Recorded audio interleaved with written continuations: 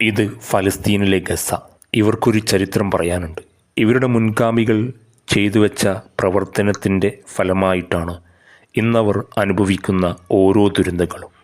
എന്തായിരുന്നു ആ ചരിത്രം എന്നുള്ളത് നമ്മൾ ഓരോരുത്തരും എടുത്ത് പരിശോധിക്കേണ്ടതുണ്ട്. അതിൽ ഏറ്റവും പ്രധാനപ്പെട്ട ഒരു കാര്യമാണ് ജൂതന്മാർ ആരാരും സംരക്ഷിക്കപ്പെടാതെ അവഗണിക്കപ്പെട്ട് ആട്ടിയോടിക്കപ്പെട്ട ഒരു ജനവിഭാഗത്തിന് ജീവിക്കാൻ വേണ്ടിയിട്ട് ഒരിടം നൽകി എന്നുള്ള ഒരു തെറ്റു മാത്രമാണ് ഫലസ്തീനിലെ ജനത അഥവാ മുൻഗാമികൾ ചെയ്തു വച്ചത്. എന്നാൽ ഇന്നതിൻ്റെ ഭവിഷ്യത്തുകൾ പിൻതലമുറക്കാർ അനുഭവിക്കുന്നതിൻ്റെ പശ്ചാത്തലം ഇതായിരുന്നു. അതായത് ജൂതന്മാർക്ക് ജീവിക്കാനുള്ള സാഹചര്യം ഒരുക്കി കൊടുക്കുകയും അവർ വളർന്ന് എല്ലാ മേഖലകളിലും അവരുടേതായ കഴിവുകൾ തെളിയിച്ച് മുന്നോട്ട് വന്ന് അവർ ഇപ്പോൾ ചെയ്യുന്നത് ഫലസ്തീനിലെ പാവപ്പെട്ട ജനതയെ അവിടെ നിന്ന് പിഴുതെറിയാൻ വേണ്ടി ശ്രമിച്ചുകൊണ്ടിരിക്കുകയാണ്. പിറന്ന വീണ മണ്ണിൽ ജീവിക്കാനുള്ള അവകാശത്തെ പോലും ചോദ്യം ചെയ്യപ്പെടുന്ന ഈ ഇസ്രായേലികളുടെ കൊടും ക്രൂരതയ്ക്കെതിരെയാണ് നമ്മൾ പ്രതികരിക്കേണ്ടത്.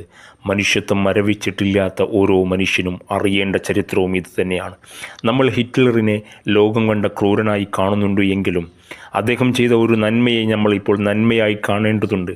കാരണം ജൂതന്മാരെ ഒരുപാട് കൊന്നൊടുക്കിയതിൻ്റെ കാരണം ഇതായിരുന്നു. പിന്നീട് നിങ്ങളത് പഠിക്കുമെന്ന് പറഞ്ഞതിൻ്റെ ശാസ്ത്രം ഇതുതന്നെയാണ്. ജൂതന്മാർ അത്രമേൽ ക്രൂരന്മാരായിരുന്നു എന്നുള്ളതാണ് തെളിയിക്കുന്നത്. ഈ മനുഷ്യന്മാർ അന്നന്ന് ജീവിതം കൂട്ടിമുട്ടിക്കാൻ വേണ്ടി ജീവിക്കാൻ വേണ്ടി ഭക്ഷണത്തിന് പോലും അലയുന്ന സാഹചര്യങ്ങൾ നമ്മൾ കണ്ടല്ലോ ഫലസ്തീനിലെ ഗസയിലെ ജനത. അവർക്ക് വേണ്ടി ഇനി നമുക്ക് ചെയ്യാൻ പറ്റുന്നത് പ്രാർത്ഥനകൾ മാത്രമാണ്. അതുകൊണ്ട് ഫലസ്തീനിലെ ജനതയ്ക്ക് വേണ്ടി നമുക്ക് പ്രാർത്ഥിക്കാൻ, ആ ജനതയുടെ അവകാശത്തിന് വേണ്ടി നമുക്ക് പൊരുതാം. നമുക്കൊന്നിച്ചു നിന്ന് മുന്നോട്ട് പോകാം. നമുക്കിനി ചെയ്യാൻ പറ്റുന്ന ഏറ്റവും വലിയ കാര്യം പ്രാർത്ഥന മാത്രമാണ്. ഗസയിലെ ഓരോ ജനതയും ഇന്ന് കണ്ണുനീർ കുതിച്ചുകൊണ്ട് മുന്നോട്ട് പോകുമ്പോൾ, ഭക്ഷണത്തിന് വേണ്ടി പ്രയാസപ്പെടുമ്പോൾ, ജീവിതം മുന്നോട്ട് കൊണ്ടുപോകാൻ വേണ്ടി ബുദ്ധിമുട്ടുന്ന ഗസയിലെ ജനതയ്ക്ക് ഐക്യദാർഢ്യം പ്രഖ്യാപിക്കേണ്ട സമയത്താണ് നമ്മൾ മുന്നോട്ട് പോകുന്നത്.